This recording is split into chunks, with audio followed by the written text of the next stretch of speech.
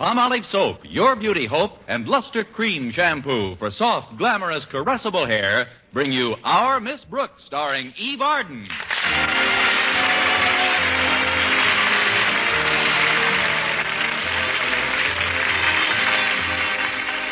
To most school teachers, early rising becomes a habit. But not to our Miss Brooks, who teaches English at Madison High Summer School. No, I've always been cautious about anything that's habit-forming, especially getting up before 7 a.m. That's why Mrs. Davis, my landlady, had a particularly tough time waking me last Friday morning. Connie, get up, Connie. It's 6:30. Come on now, get up. Now, Connie, you can't be that sound asleep. You've got one eye open. That's just to see if the other one's tightly shut. See you later, Mrs. Davis. You'll see me right now. Come on, Connie. You'll feel better after a nice breakfast. Now hurry and get dressed. I've got a surprise for you. Not one of your brand new recipes, Mrs. Davis. Not exactly, Connie. I'm doing something to the eggs that's never been done before. Is it legal? I'm grilling them, Connie. Good for you, Mrs. Davis. And if they don't come clean, throw them in solitary.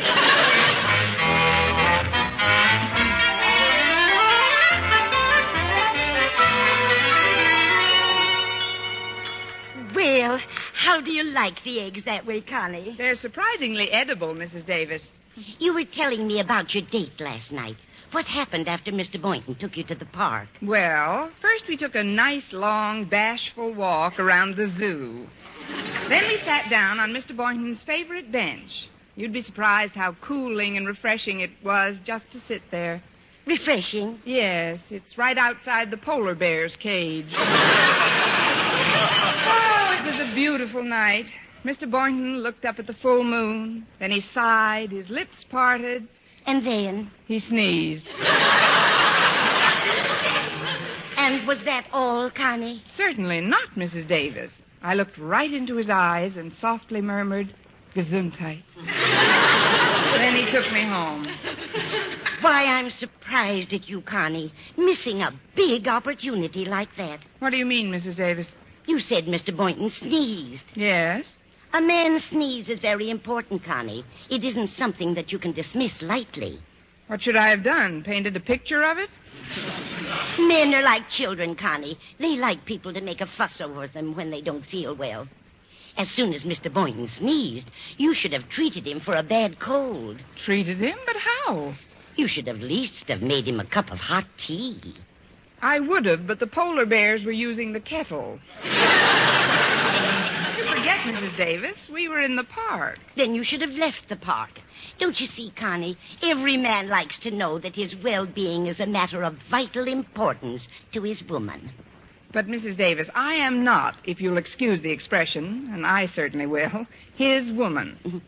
Well, you never will be unless you take advantage of his natural male weaknesses. Remember now, Connie, the next time Mr. Boynton shows the slightest sign of ill health, you've got to be a real Florence Nightingale. Florence Nightingale? But I haven't got the voice for it. I mean... I appreciate your interest, Mrs. Davis, but if I have to wait until Mr. Boynton gets sick before he romances me, I'll be too old to enjoy it. He's as healthy as an ox. So much the better. It's those great, big, healthy ones who appreciate you most when something does go wrong. Oh, that must be Walter Denton. He's given me a lift to school this morning. Come in, Walter. I left the latch off for him. Hiya, Miss Brooks. Hi, Mrs. Davis. Would you like something to eat, Walter? Or have you had breakfast? Yes, thanks. Yes, thanks. What? He's had breakfast, and he'd like something to eat. I've got something in the kitchen that you'll just love, Walter. One of my latest recipes. On second thought, I'm not very hungry right now. You don't have to be hungry to eat these. A friend of mine sent me the recipe all the way from Florida. They're called Pensacola popovers. Oh, gee, I don't know, Mrs. Davis. I'll warm them up a bit and bring in enough for all of us. Coffee is right on the table, Connie. All right, Mrs. Davis. She certainly gets some weird dishes together sometimes. Yeah, but you can't really blame her. Everybody's got some kind of a hobby. George Washington liked to go hunting. Benjamin Franklin played with a kite. Thomas Edison read short stories. Then there was Lucretia Borgia. You know, in a way, I can't help feeling grateful to Mrs. Davis. It was one of her cookies that brought true love into my life. And how long have you been in love with this cookie, Walter? I'm talking about Harriet Conklin, Miss Brooks. It all started when we first began going together. We dropped by to see you after school one day, and you weren't in. And that's when Mrs. Davis gave me the cookie. 20 minutes later, I was sick as a dog. Must have been one of her quick-acting cookies. That's when Harriet first nursed me back to health. Gee, prior to that day, I never enjoyed being sick in my life. You enjoyed it? Definitely. In fact, ever since then, I'm sick 4 or 5 times a month. Of course, it doesn't always work out. Take yesterday, for instance. I had a date with Harriet for the evening, and all day long I felt great, because when I woke up in the morning, I was feeling rotten. But by the time I ate dinner, I felt fine again. Boy, was I disappointed. What you're driving at, by way of the Malayan Peninsula, is that it's nice to have someone you like take care of you. Oh, it's more than nice, Miss Brooks. It's blissful. Why, when Harriet puts her little white hand on my fevered brow, she reminds me of... Florence Nightingale? No, Mercedes McMillan. She was a trained nurse who took care of my mother once when I was a little boy. Oh. Who's this Florence Nightingale? She was in the same racket. She was a famous nurse, too. Look, Walter, I'd like to ask you something. Oh, sure, Miss Brooks. What is it? Do you think a man like Mr. Boynton would enjoy being nursed back to health if he became ill? Oh, sure he would. But there isn't much chance of his becoming ill. He's got nerves of steel, and his stomach is made of iron. Must be pretty rough on his shirts. But you know, I've been thinking, Here Walter... we are, folks. Pensacola popovers, hot off the griddle. But those are the same kind of cookies I ate that other time when I... Ugh, no. No, thanks, Mrs. Davis. I'll just have some milk, thanks. What are they made of, Mrs. Davis? There's nothing extraordinary about the batter, Connie. I just take a plain whole wheat waffle mix, add some sour cream, yeast, a few raisins, and some cucumber rind, then beat it until the caraway seeds are dissolved.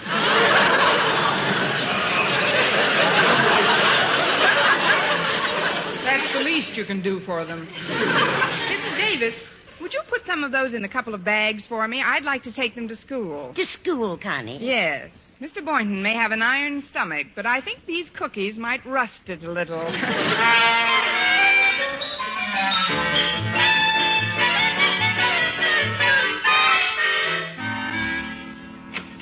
Good morning, Mr. Boynton. May I come in? Of course, Miss Brooks. Here, let me help you with those packages. Oh, just set them on this table here. Ah, what brings you to school so early this morning? The usual thing, Walter Denton. Actually, I had to stop at the grocer's. I brought a few things along for you, too. Thought you might want a bite before we have lunch. Oh, I can't have lunch with you today. I've been invited to the biology club banquet. It's a stag, I'm afraid. Well, don't be afraid. It might be fun. Have a banana, Mr. Boynton? Banana? I don't mind if I do. I haven't had anything to eat since breakfast. And it's almost 8 o'clock already. You must be starved. Here, I brought some milk along, too. Well, thanks, Miss Brooks. It's only a pint bottle, but if you're still thirsty, there's some buttermilk right next to it. Buttermilk? Yes, but I don't advise you to drink it right after the sweet milk. No? No, eat this chocolate eclair first. I guess you've heard about my appetite. Honestly, my constitution is so rugged I can eat nails. They're in that little bag over there. That is, why don't you try some of these nice green plums? Well, don't mind if I do. Mr. Boynton, Yes, Miss Brooks? how do you feel? Fine. No spots in front of your eyes or anything? Certainly not. I've never been sick a day in my life. I know, but everybody gets a little dizzy or something once in a while. Aren't you a little dizzy? What is all this, Miss Brooks? Why this sudden solicitude concerning my health? Oh, it's nothing, really. Must be my nursing background. I studied to be a trained nurse, you know. No, I didn't know that. What made you take up teaching instead? Just money mad, I guess. I kept hearing about school teachers winning the Irish sweepstakes. Well, I I'd better be getting into my classroom now. Goodbye, Mr. Boynton. Bye, Miss Brooks. Still no spots or anything. Of course not. I feel great. Guess I'd better whip out the popovers. Oh, I almost forgot, Mr. Boynton. Here's another surprise for you. Some homemade Pensacola popovers. Oh, but Miss Brooks, a whole bag full. You don't get the flavor until you've eaten several of them. Oh, it certainly was nice of you to bring me this snack. This cheeseburger is out of this world. Well, be sure and give me a ring before you join it.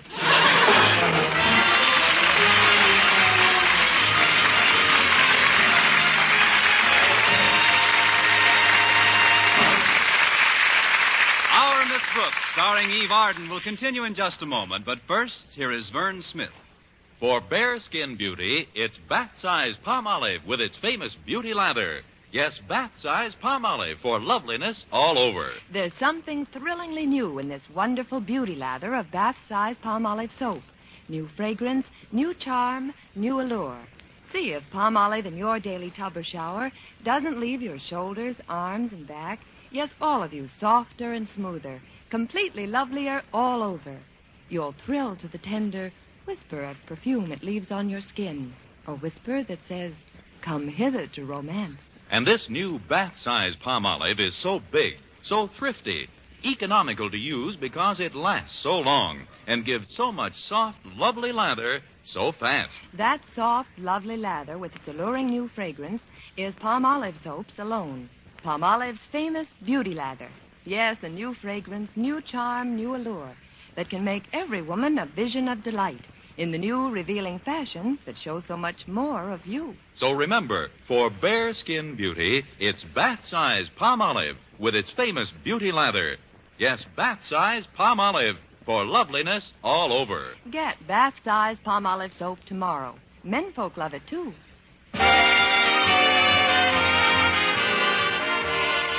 During my morning classes, I gave my students brief study periods and left the room 3 times for the following reasons.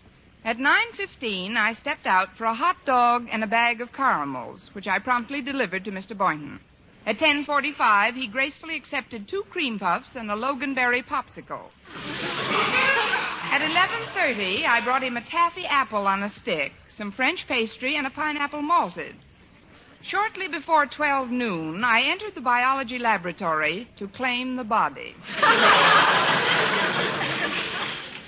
Oh, hi, Miss Brooks. Say, do you have any more of those cookies? I just happened to have another bag of them with me. I brought them along in case you were still standing, hungry. Here, take one. I'll take 2 if you don't mind. You know how those banquets are. Probably won't serve for hours yet. You know, it's funny how people acquire different eating habits. Some people like to eat 3 square meals a day. Me, I like to pick. Of course, so far today, I guess you'd say I did more than pick. I'd say you picked and shoveled.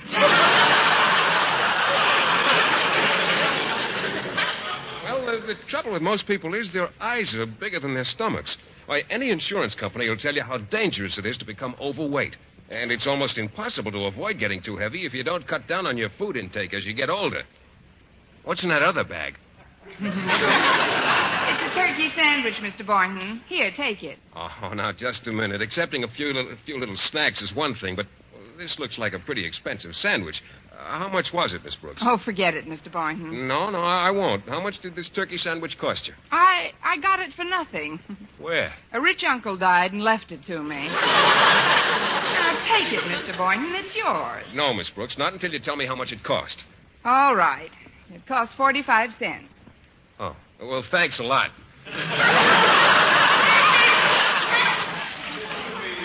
But I'd like to see you. Oh, I didn't know you were here, Miss Brooks. Hello, Mr. Conklin. How are you, sir? I was just saying goodbye to Mr. Boynton. He's going to a banquet in a little while. Oh. What are all these paper bags doing here? He's been rehearsing.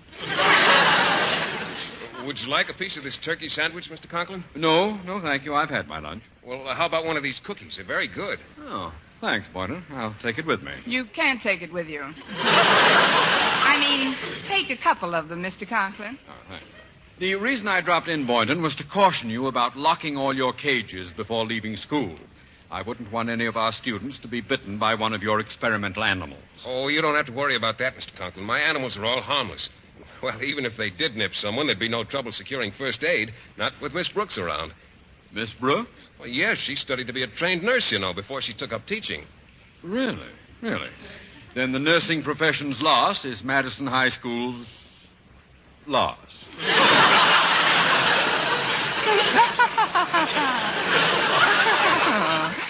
If you ever get a splinter in your finger, Mr. Conklin, be sure to call me. I'll be glad to hack it out. But before you go, Mr. Conklin, why don't you help yourself to another one of these cookies? Oh, very well, Miss Brooks. Be sure and lock those cages, Boynton. Oh, yes, sir. Goodbye, Mr. Conklin. What's that, Mr. Boynton? Oh, it's McDougal. Yes, he's eating one of those cookies. I gave it to him a little while ago. Oh, look at him, Miss Brooks. Look how methodically he's eating. That shows how intelligent he is. It's smart to eat slowly, It's smart to eat those cookies slowly. Look, he just finished it. Oh, did you enjoy it, Mac? Oh, look at him. He's trying to stand on his head. Hey, he's hopping all over the cage. Do you think he's looking for another cookie? I think he's looking for a nice pool of Alka-Seltzer. You never know what Mac's going to do sometimes. He's pretty peculiar. Well, I guess I'll take him to my apartment now and get over to that banquet. Your apartment? Well, yes. I don't like to leave Mac alone overnight in the lab here. He gets rather lonesome. As a matter of fact, we're good company for each other. Mac and I have some pretty gay times in our little bachelor apartment. I'll bet the joint really jumps. Well, we'll have to be running along now, Miss Brooks. Thanks for everything. Oh, that's all right, Mr. Boynton. Don't forget the rest of the popovers. Oh, thanks a lot, Miss Brooks. I'm sorry I can't take you with me, but I'll give you a call tonight. Goodbye. Goodbye, Mr. Boynton. Well, here I am, queen of the lab again, in the center of every beady eye. 14 guinea pigs and 12 white mice. Any of you fellas want to go to lunch? Come in. Oh, Miss Brooks, thank goodness I found you. Hello, Harriet. What's all the excitement? It's Daddy. He wants to see you in his office immediately. Mr. Conklin? But I saw him just a few... Oh, I'm worried about him, Miss Brooks. Terribly worried. He just had to double up on his couch. That's nothing to worry about. Things are crowded all over. This is serious, Miss Brooks. Daddy told me you've had training as a nurse. Oh, please come into his office right away. All right, Harriet, but I'd give 2 weeks' salary if Mercedes McMillan were here. Mercedes McMillan? She was the Florence Nightingale of Walter Denton's mother.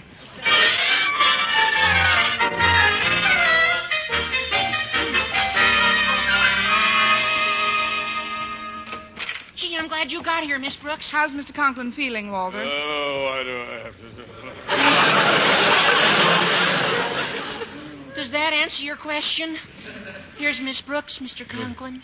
Tell me, Miss Brooks, just what was in that cookie I ate. If I told you, you'd feel worse. I'd better get out of here. At a time like this, a man should be surrounded by the people who care for him most. But I'm here, Mr. Conklin. So am I, Mr. Conklin. That's what I say. I'm going home.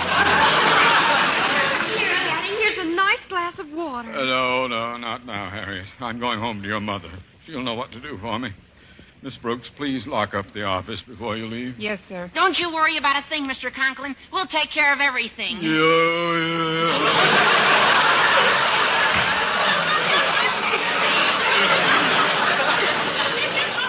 Gee, I hope there's nothing seriously wrong with Daddy. Oh, I'm sure there isn't, Harriet. It's just... I'll get it. Hello? Principal's office. Gives me a feeling of power. Miss Brooks speaking. Oh, hello, Miss Brooks. This is Mr. Boynton. Could you get over to my place right away? Your place? Yes, I wouldn't ask this of you if it weren't a question of illness. Illness? I'll be right over. Who was that? It was Mr. Boynton. He sounded very upset. Now's your chance, Miss Brooks. It's up to you to nurse him back to health. Walter, what are you talking about? Well, don't you see? Miss Brooks can take care of Mr. Boynton just like you take care of me when I'm sick. Now, the first thing you got to do, Miss Brooks, is stop at a hospital supply store for a thermometer, a first aid kit. Oh, but Walter, please don't interrupt, Miss Brooks. You've got to do this thing right. If I were you, I'd even get a complete nurse's outfit. Don't you think so, Harriet? Absolutely, Miss Brooks. He'll just eat it up. Why should that be an exception?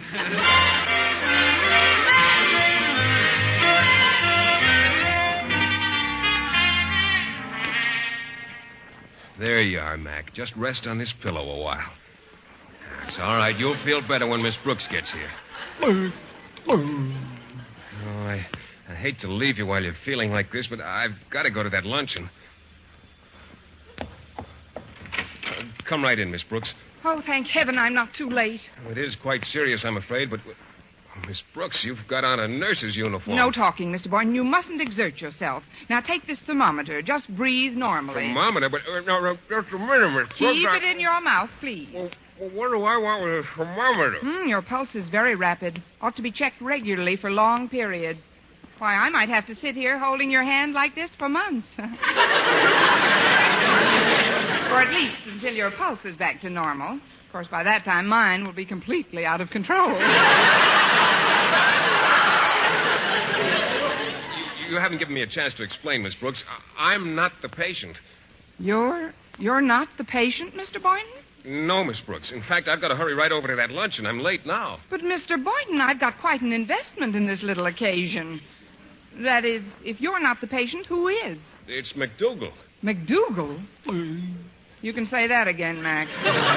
In fact, we can both say it. It's just something he ate, Miss Brooks, but I feel much better now that you're here to sit with him. Me? Look, Mr. Boynton, my folks didn't raise me to be a frog sitter. And if you... Oh, gosh, look at the time. I've really got to run. Mr. Boynton, I'll only be a few hours, Miss Brooks. Goodbye, and thanks a lot. Oh, great. Well, I've got the nurse's uniform on. This is as good a time as any to cut my throat.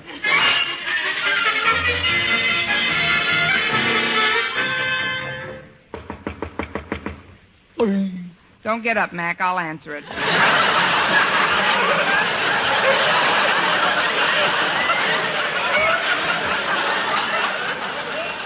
hello, Harriet. Come in. Hello, Miss Brooks. Walter's parking the car. He'll be along in a minute. That nurse's outfit looks simply super. How's the patient? The patient? Oh, he's resting comfortably. Fine. Under a hunk of lettuce. A hunk of lettuce? Come with me, Harriet. He's sitting on a pillow by the window. But, Miss Brooks, I don't see Mr. Boynton. Without telescopic vision, I didn't expect you to. He's still at the luncheon. Then who are you nursing? At the sound of the gulp, it will be exactly my patient. McDougal? Who else? When Mac fell victim to the popover plague, Mr. Boynton drafted me to sit with him. But how can you sit with a frog? I use an underslung stool. Stool, I said. Oh, excuse me, Harriet. Oh, it's you, Walter. How's everything working out, Miss Brooks? Are you making a big fuss over him? Big enough. I've rearranged his pillow for him 3 times. Swell. And tell me, Miss Brooks, when you bent down to fix his pillow, did he put his arms around you? He certainly did, all 4 of them. What? Just follow me, Walter. Harriet's over there by the window. Good. I've got a date to get sick with her later on. Hi, Harriet. Hello, Walter. Isn't it terrible? Mr. Boynton isn't sick at all. It's McDougal. McDougal? Yes, he's fallen asleep now, and I'd appreciate it if you don't wake him up. I've had my hands full with him for an hour. Why, he's hot. You make the explanations, Harriet. I'll answer the door. Hello, Miss Brooks. Mr. Conklin, come in. How do you feel? I forgot about my own indisposition as soon as I heard of Mr. Boynton's illness. When I think of how hard it is to get a good summer school teacher, my heart goes out to the poor fellow. How typical of you, Mr. Conklin.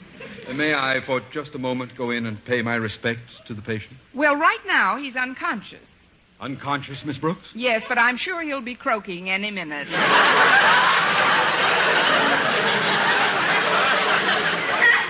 Croaking? Just follow me, Mr. Conklin. Oh, hello, Mr. Conklin. Daddy, did Miss Brooks tell you? Not yet, Harriet. Walter, Mr. Conklin wants to see the patient. Where did you put him? I thought he'd sleep better in the closet, Miss Brooks. In the closet? But he's a sick man. How can you put him in? Listen, Daddy. Step aside. I've got to get him out of there. Now, don't you worry, Mr. Boynton. I'm here to see that you get everything. Mr. Boynton! Miss Brooks, what's the meaning of this? This man is a fraud! It's McDougal, Mr. Conklin. You brief him, Harriet. I've got to answer the phone. Hello? Well, hello, Miss Brooks. This is Mr. Boynton. Mr. Boynton, I've been expecting you home. Where are you? I'm in the hospital, Miss Brooks. The hospital? Yes, and I'm not quite clear on how it happened. There I was at the luncheon when suddenly, without any apparent reason, my eyes closed and I slid off my chair to the floor. Well, what do you know? A delayed popover. Let me ask you the silliest question of the month. Did you eat anything? Well, as a matter of fact, I did. After I had the regular lunch, Miss Brooks, the fellow next to me remarked that he wasn't hungry, so I sort of helped him out with his lunch, just to be sociable. When I woke up, I was in the hospital. I suppose you already have a nurse taking care of you. Yes, there are several nurses here, but, well, something's lacking. They're strangers, Miss Brooks, and at a time like this, a man should have around him only those he's genuinely fond of. That's why I was wondering if you'd do me a favor. A favor? What is it? Would you send McDougal right over here? Mr. Boynton, I'll be only too happy to send McDougal over. Just tell me one thing. What's that, Miss Brooks? How do you want him, boiled or fried?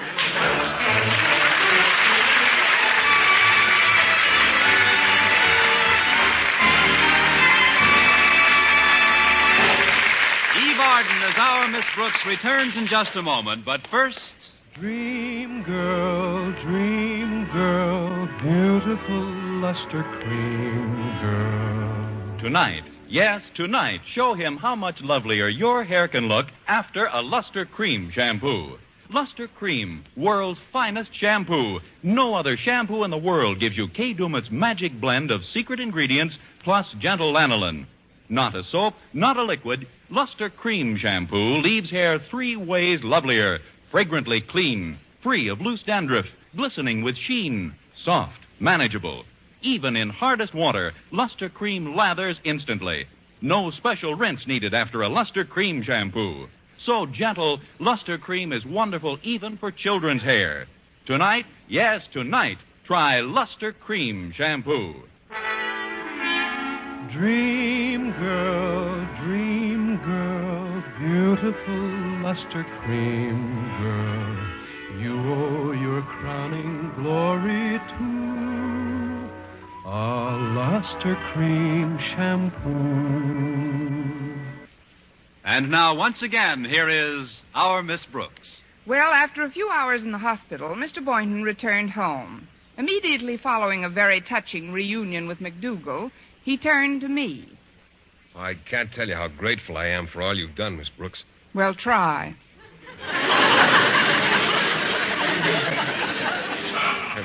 Sitting here with Mac for me and being so concerned over my welfare, well, you've just been wonderful, Miss Brooks. Maybe now you'll realize, Mr. Boynton, that I'm kind of handy to have around. I haven't had a chance to prove it yet, but believe me, Mr. Boynton, the next time you eat yourself into a coma, I can take just as good care of you as any doctor.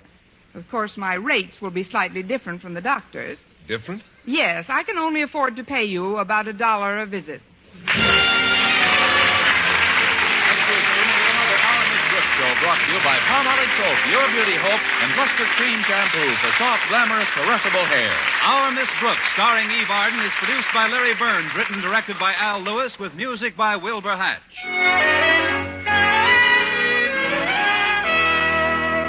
At last, a good-tasting way to help prevent tooth decay. That's new Colgate ammoniated tooth powder, created in Colgate's research laboratories. Contains the revolutionary dental discovery that helps prevent new cavities, plus Colgate's exclusive foamy cleaning action and a refreshing minty flavor you'll enjoy.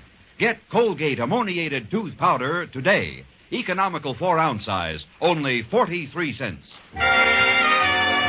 This week is National Farm Safety Week. Its purpose is to remind every member of every American farm family to think of safety first to make farm life a safer, happier, more prosperous way of life. Every day, 51 farm residents are killed by accidents. Every hour, 4 farm buildings are destroyed by fire. So take extra precaution. Put a stop to this needless injury and waste. Use farm machinery and deal with farm animals with caution. Cultivate safety and harvest happiness. Remember, safety is always in season. For mystery liberally sprinkled with laughs, listen to Mr. and Mrs. North Tuesday evening over most of these same stations. And be with us again next week at the same time for another comedy episode of Our Miss Brooks. This is CBS, the Columbia Broadcasting System.